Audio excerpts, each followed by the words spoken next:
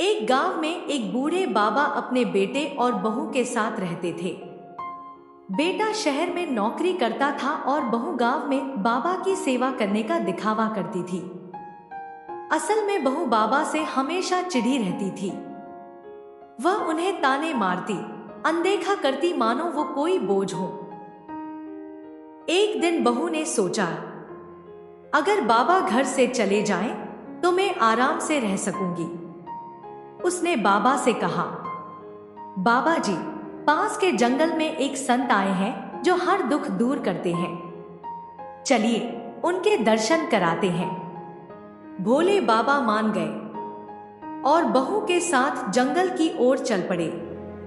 जंगल में पहुंचकर बहू ने कहा, बाबा आप यहीं बैठिए, मैं सामने संत से बात करके आती हूं। और ऐसा कहकर वो चुपचाप घर लौट आई। बाबा कई घंटे इंतजार करते रहे। न बहू लौटी, न कोई आवाज। धीरे धीरे अंधेरा छा गया। जंगल में डर, ठंड और भूख बाबा को कांपने पर मजबूर कर रहे थे। तभी एक साधु वहां से गुजरे। उन्होंने बाबा को उठाया, उन्हें गर्म कपड़ा दिया और अपने आश्रम ले आए।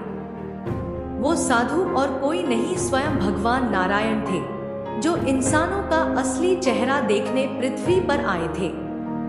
उधर बहू के जीवन में दुखों का सिलसिला शुरू हो गया। पति बीमार पड़ गया, घर में पैसा खत्म हो गया। अब वह दूसरों के घरों में काम मांगने लगी। एक दिन वह भोजन की तलाश में एक आश्रम पहुंची। वहीं उसने बाबा को बैठे हुए देखा। उसकी आंखें भर आई। वो घुटनों पर गिर पड़ी और माफी मांगने लगी। बाबा ने उसका सिर सहलाते हुए कहा, बेटा, भगवान सब देखता है, समय का पहिया जरूर घूमता है। तभी भगवान नारायण प्रकट हुए और बोले, जो त्याग करता है वही सच्चा इंसान होता है। संदेश: कभी किसी को कमजोर समझकर उसके साथ अन्याय मत करो, क्योंकि भगवान सब देखता है। बोलो नारायण भगवान की जय।